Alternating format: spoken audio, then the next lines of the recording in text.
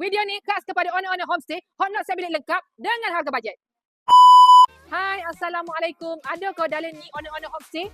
Kepada owner-owner homestay yang mencari set bilik tidur lengkap tanpa tilam, kami di MFR Bacok nak bagi dengan harga belanja. Daripada harga RM1,200, kami belanja dengan harga RM990 sahaja ni. Untuk set bilik tidur lengkap ni, ada item katil divan bersaiz queen, ada almari boleh slide kiri ke kanan, kompartmen gantung dan juga kompartmen lipat, dan juga almari solat boleh slide kiri ke kanan. Untuk set bilik tidur lengkap ni, kami ada 3 pilihan warna, warna grey, warna koko dan juga warna putih.